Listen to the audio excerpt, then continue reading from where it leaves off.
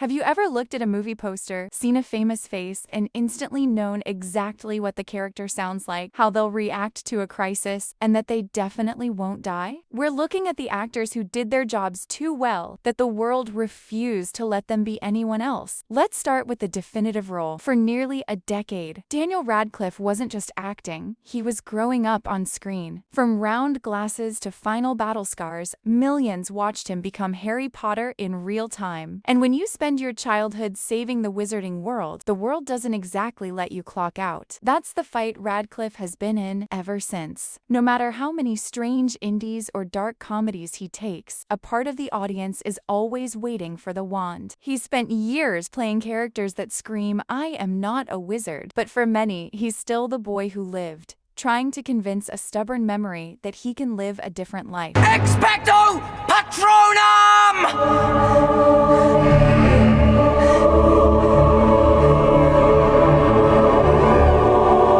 But then you have Jim Parsons, who played Sheldon Cooper for 12 years. Even as he moves into deep dramas like Spoiler Alert or Broadway revivals, the Sheldonisms are so ingrained in our collective psyche that every time he speaks with precision, we expect a bazinga. It's audience expectation psychology. When we spend 200+ hours with a character in our living rooms, our brains create a parasocial bond. We don't want the actor to change because it feels like a friend is lying to us. Sheldon, let's go home. Look, we're done fighting. I've heard that before.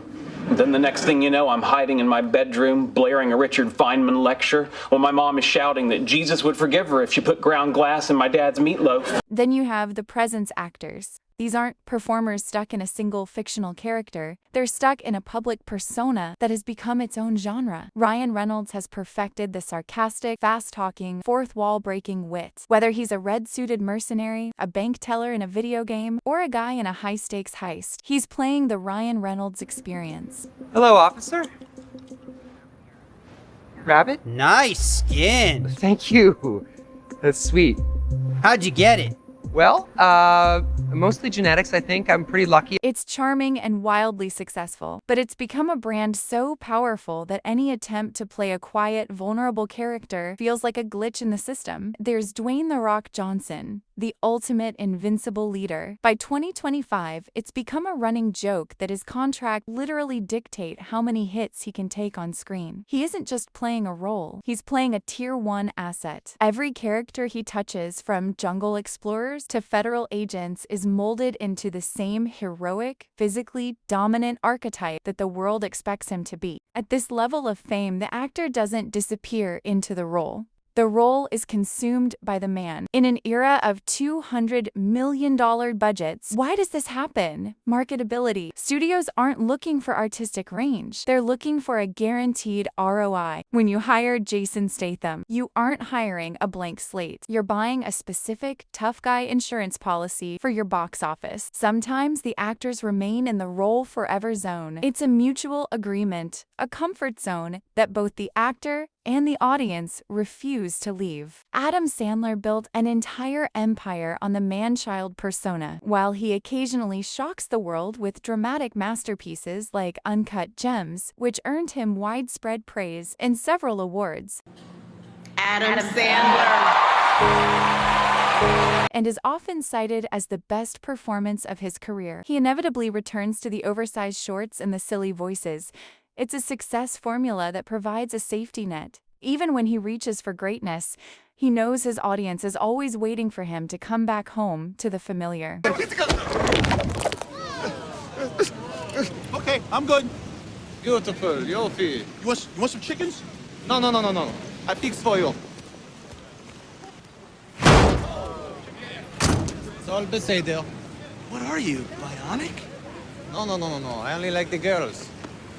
Michelle Rodriguez, who has become the industry's action tomboy. She has died and been resurrected in major franchises more times than we can count, but she always returns to that same gritty, rebellious persona. For some performers, this repetition isn't a trap, it's a legacy. In these cases, the actor isn't just playing a part, they've become a living archetype. You changed your name to McLovin?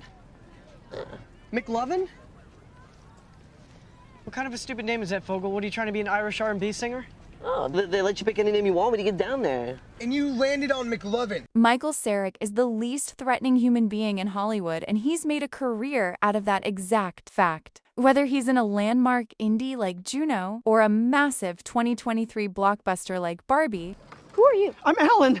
oh, you are Alan, that's great. He remains synonymous with the awkward, soft-spoken teenager. Even in 2025, as he enters his late 30s, Cera is still the go-to actor for socially fumbling characters who look like they accidentally stumbled onto the wrong movie set. He doesn't just play a role, he captures the essence of teenage insecurity perfectly that the industry refuses to let him grow up, keeping him trapped in a loop of eternal, endearing bewilderment. But here's the real question. Who is actually stuck? Is it the actor or is it us? We claim we want original stories and dramatic range. We're still the ones showing up in droves for Deadpool and Wolverine, or yet another Dwayne Johnson jungle adventure. We crave the familiar. We find comfort in knowing exactly how the hero will win and exactly how the jokes will land. These actors aren't just repeating themselves, they're fulfilling a silent contract with an audience that isn't quite ready to let go of their favorites. Maybe they aren't trapped by their talent, but by our own desire to keep our memories alive on the big screen. In the end, we don't just watch these actors to see someone new. We watch them to see the people we've grown to love stay exactly who they are.